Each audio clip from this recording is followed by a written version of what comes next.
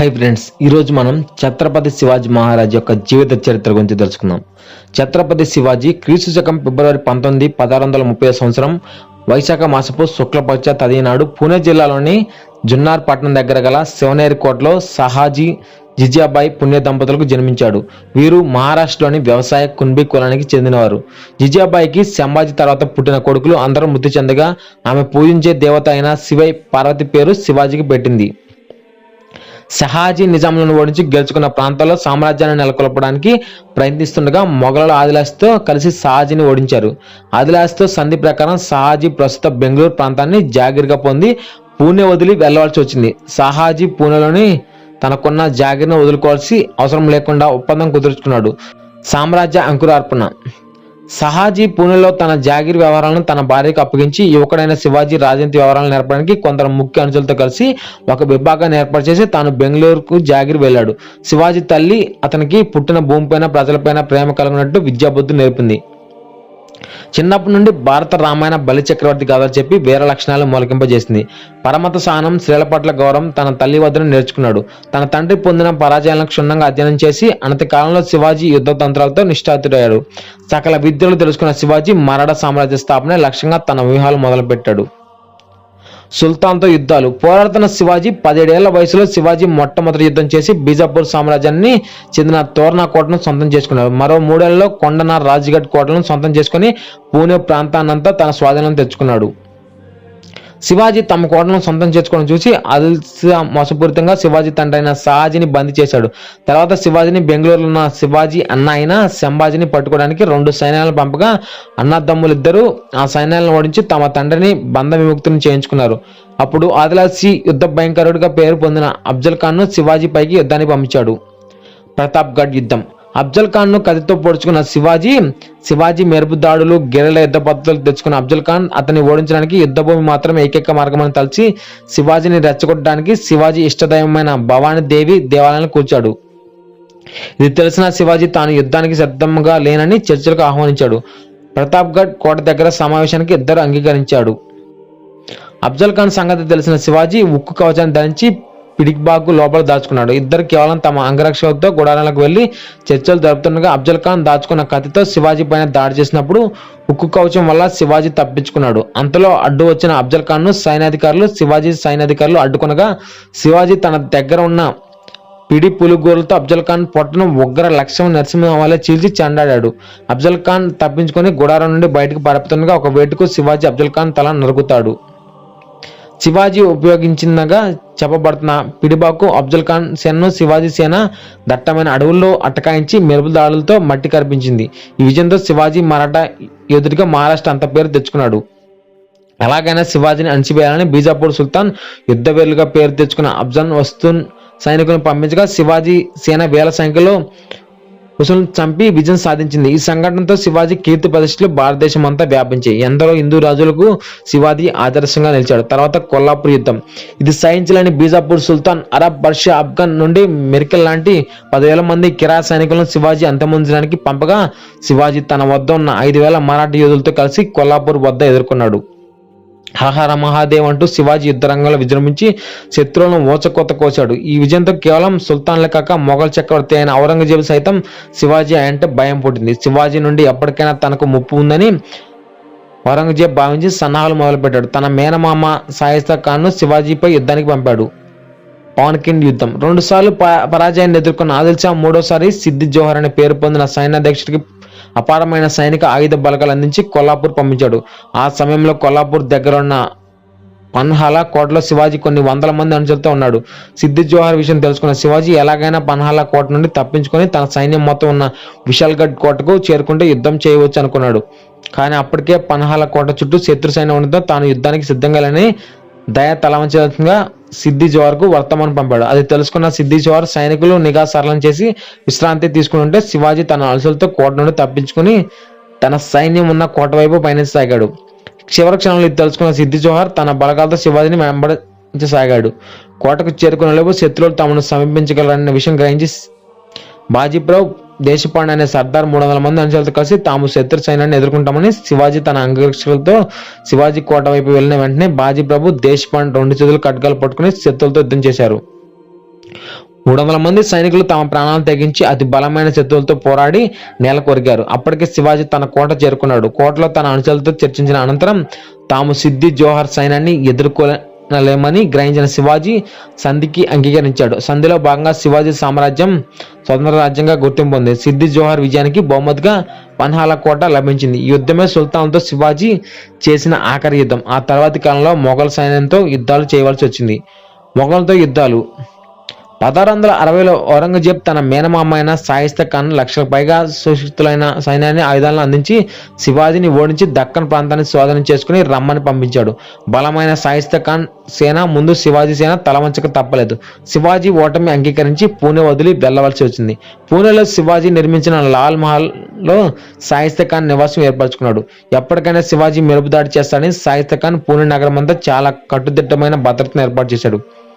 1663 April నగరంలో ఒక పెళ్లి ఊరేగింపు జరుగుతుండగా శివాజీ మారువేషంలో తన అనుచరులతో కలిసి పెళ్లి కూతురు తరపున బంధువులు కలిసిపోయి లాల్ మహల్ చేరుకున్నాడు. ఆ భవనం సాయన తన పర్యవేక్షణలో నిర్మించబడింది కాబట్టి సులువుగా లోపలికి చేరుకుని షాయిస్తా ఖాన్ గదిలో చేరుకున్నాడు. శివాజీ కత్తివేటుకు షాయిస్తా ఖాన్ 3 వేళ్లు తెగి కింద పడగా షాయిస్తా ఖాన్ కిటికీలో నుంచి దూకి ప్రాణాలు రక్షించుకున్నాడు. అంతలో ఇది పసిగట్టిన షాయిస్తా ఖాన్ అంగరక్షకులు షాయిస్తా ఖాన్ సురక్షిత ప్రాంతానికి తీసుకెళ్లారు. మొఘలులకు మచ్చ తెచ్చిన షాయిస్తా ఖాన్ ఔరంగజేబ్ సుదూర బెంగాల్ ప్రాంతానికి పంపించేశాడు. సూరత్ యుద్ధం 1664 నాటికి సూరత్ నగరం ప్రధాన వ్యాపార కేంద్రంగా ఉండేది. శివాజీ సూరత్ పైన దాడి చేసి ధనాన్ని ఆయుధాలను దోచుకున్నాడు. అపారమైన ఆ మొఘల్ సంపత్తు కొన్ని వేల మందిని తన సైన్యంలో చేర్చుకున్నాడు. కొద్ది రోజుల్లో మొఘలాల బీజాపూర్ సుల్తాన్ కోటలను ఒక్కొక్కటిగా తన సొంతం చేసుకోవడం మొదలుపెట్టారు. ఇది చూసిన ఔరంగజేబ్ అగ్రవోధుడై తన దగ్గర పనిచేసిన రాజపుత్రుడైన రాజా జైసింగ్ ను శివాజీ పైకి పంపించాడు. రాజా జైసింగ్ గొప్ప రాజనీతిజ్ఞుడు. రాజా జైసింగ్ ఆధ్వర్యంలో మొఘల సైన్యాలు మొదట పురందర్ దుర్గాన్ని ఆక్రమించాయి. తర్వాత రాయగఢ్ ఆక్రమణకై సేవలు ముందుకు సాగుతుండగా ఓటమి గ్రహించిన శివాజీ రాజా జైసింగ్ తో సంధికి దిగాడు. 1665లో శివాజీ రాజా జైసింగ్ తో పురందర్ వద్ద సంధి చేసుకున్నాడు. తర్వాత కూడా ఒక మొఘల్ సర్దార్గా ఉండడానికి అంగీకరించాడు. మొఘల్ సైన్యాన్ని ఉపయోగించుకుని తన శత్రువులైన బీజాపూర్ గోల్కొండ సుల్తాన్లను ఓడించడానికి శివాజీ మొఘల్ సర్దార్గా ఉండడానికి ఒప్పుకున్నాడు. ఆగ్రా కుట్ర 1666లో ఔరంగజేబ్ తన 50వ పుట్టినరోజు సందర్భంగా శివాజీని అతని 6 ఏళ్ల కొడుకు సంభాజీని ఆగ్రాకు ఆహ్వానించాడు. సభలో శివాజీని సైన్యాధికారుల వెనుక నిలబెట్టి అవమానపరిచాడు. ఇది సహించలేని శివాజీ బయట వెళ్తుండగా భటులు చుట్టుముట్టి శివాజీ ఉంటున్న అతిథి గృహానికి తీసుకెళ్లి అక్కడ బందీ చేశారు. ఔరంగజేబ్ మొదట శివాజీని చంపాలనుకున్న దానివల్ల మాటలు ఒక్కసారిగా చెలరేగుతాడని తెలుసుకుని శివాజీని బందీగా ఉంచాలని నిశ్చయించాడు. తన కొడుకుతో బందీగా ఉన్న శివాజీ ఎలాగైనా తప్పించుకోవాలని ప్రయత్నించసాగాడు. ప్రతిరోజు తాను ఏరుకోరి సమకూర్చిన పలను ఆగ్రాలోని సాధువులకు గుడులకు పగేలకు పంచేలా అనుమతి తీసుకున్నాడు. కొన్ని నెలల పాటు పళ్ళు బట్టలు పంపించిన తర్వాత తాను పని మనిషిగా మారువేషం వేసుకుని కొడుకును బుట్టలో పెట్టుకుని తప్పించుకున్నాడు. శివాజీ సంభాజీ ఇద్దరు పుల్లబట్టలు దాక్కుని తప్పించుకున్నారు అని ఒకరి వాదన.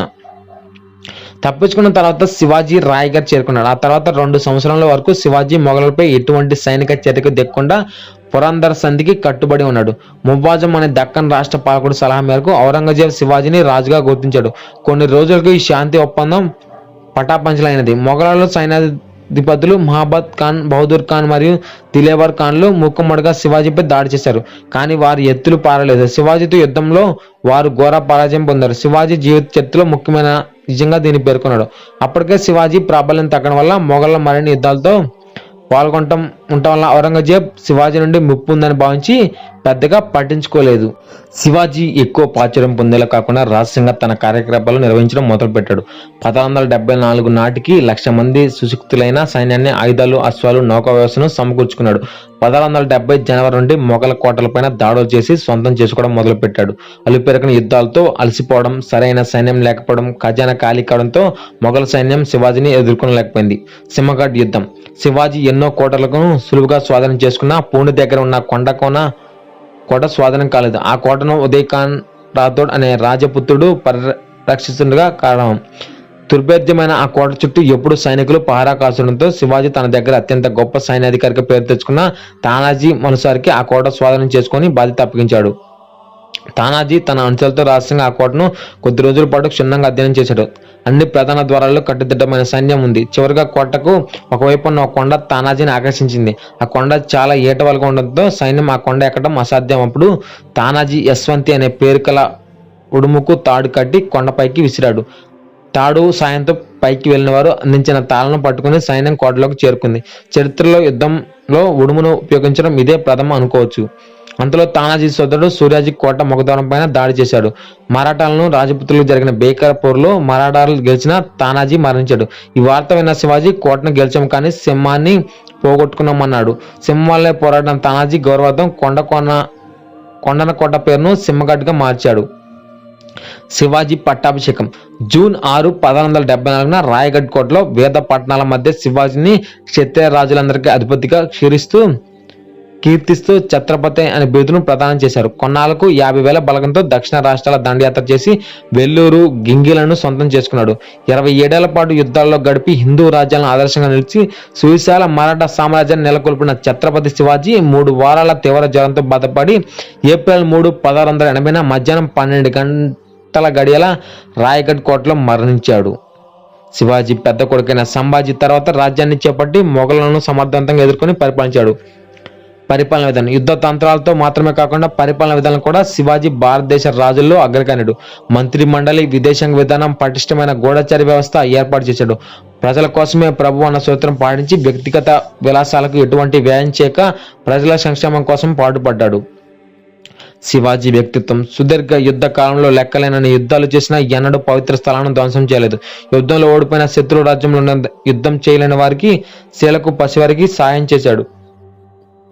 ఒకసారి శివాజీ సైన్యాధికారి ఒక చిన్న ముస్లిం రాజును ఓడించి అతడి అందమైన కోడలను తీసుకొచ్చి శివాజీ ముందు ప్రవేశపెట్టాడు. శివాజీ ఆమెతో, నా తల్లి కూడా మీ అంత అందమైనది అయి ఉంటే నేను కూడా అందంగా ఉండేవాడిని అంటూ ఆమెకు తల్లిలా గౌరవించి కానుకలతో ఆమె రాజ్యానికి పంపించాడు.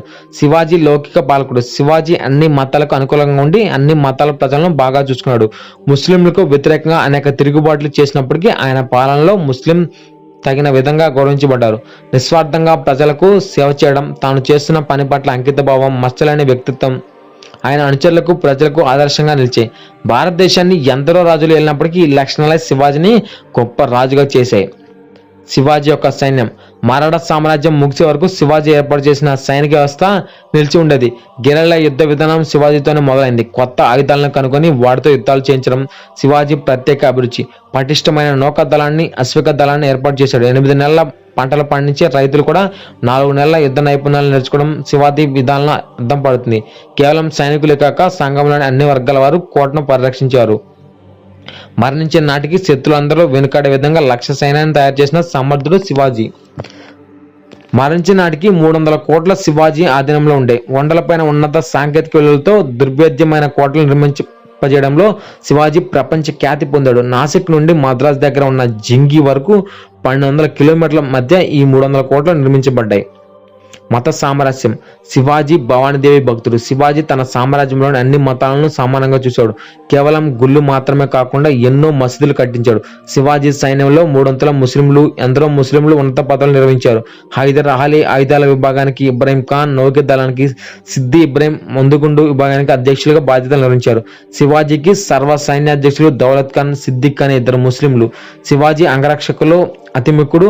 ఆగ్రా నుంచి శివాజీ తప్పించుకోవడానికి సహాయపడిన వ్యక్తి మదాని మోహత్తర్ కూడా ముస్లిమే. జై హింద్. ఈ వీడియో ఇంత ఫ్రెండ్స్. వీడియో మీకు నచ్చినట్టయితే లైక్ చేయండి. అదేవిధంగా కామెంట్ సెక్షన్లో జై శివాజీ అని కామెంట్ చేయండి. Thank you friends. Thanks for